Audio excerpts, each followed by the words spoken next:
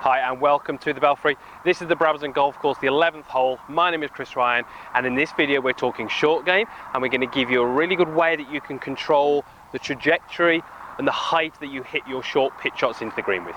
Before we go into the video, in the corner screen you show the details for my social media platforms, so if you don't already, please go ahead and follow me on those. So trajectory control is absolutely key if you are to be able to get close to all the flags that you will face around the green.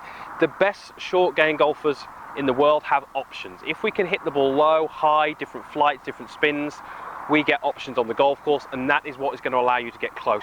Too many golfers I see are a little bit one-dimensional with their short game. They have a shot that they tend to like playing, and they tend to use that in most situations. In this video, I say we're going to hopefully be able to change the trajectory. Now, there are many ways that you can change the trajectory at which you hit your pitch shots in on. You could change the club selection, you could change the loft setup, you could change the ball position. There's many things that you can do. We're just going to focus on one today in this video. You might have noticed that I have got a T-peg in the back of my glove. So it's just between the Velcro and my hand, and it's just representing where the back of my lead hand faces.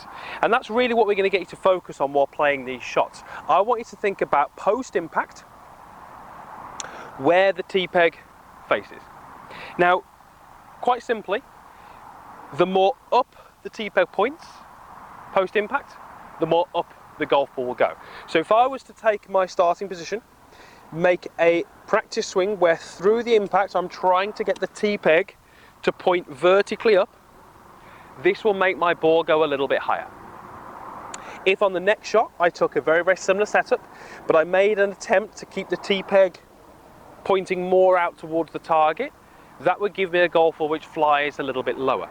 Now, as you can probably appreciate, these shots are going to have different land characteristics. They're going to have different land angles, different spin rates, different rollouts, etc, etc. So this is something that needs to be practiced. Now, what I would get you to try and feel is that whilst you're doing this, the setup stays about the same. As I said at the start, there are things you can do in your setup which will change the trajectory, that's fine, but we're just focusing on one element today, and that's these wrists. So what have we actually got to do to change where the T-peg points post-impact? Well, it's all to do with really how quickly the club head passes your hands and how quickly these wrists go into different flexes. So my lead wrist going into extension, my right wrist going into flexion, gets the T-peg to point up. If I try to work the opposite way, you can see how the T-peg would point more down. So what we can start to do here is quite a little simple drill. Place the club on the ground and just take your setup with your palms together. Now, if I wanted to hit a high flighted pitch, I would need to feel that through impact, my right wrist worked more underneath my left, and hence you can see the T-peg points more up.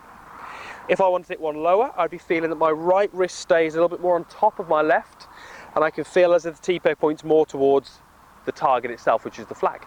Now, without the golf club, we can make this a little bit more extreme than what we would actually like to do, but it gives us a good idea as to what we're trying to do. There's my high shot, and there's my low shot. So what does that look like in reality? Well, let's hit the high shot first. Now, there is a flag out there. I'm not necessarily going to go for that flag, because it's probably a little bit further than I want to hit this golf ball, but I'm just going to basically land this on the front of the green, and certainly with this higher trajectory, this won't get to that flag because there's quite a steep bank in there. So this is my higher shot, nice normal setup, and we're going to get these lead wrists working into extension, T-peg pointing more upwards, and ball's going to fly pretty high. Okay, so nice high shot. You can see how my wrists work through, the club head overtook, a very high ball flight, landed on, didn't roll particularly far. So, what about if we did the opposite now? So same idea, pretty similar setup, but this time we're going to get a very different look to our finished position. Very different. That ball had a much lower trajectory, landed a little bit further up the green, but certainly had a lot more rollout. Now, which is the best shot for you is really down to you as the golfer. What we want to do, as I said at the start, we want to make sure your practice is sufficient enough that when you go on the golf course, you have options. You feel as comfortable playing the high one as you do playing the low one. The shot that you choose is then depending on the situation that the golf course presents to you. So what I would like to get you to think about is, on the golf course, you do not choose the shot that you play. The golf course chooses the shot for you and tells you what you need to do.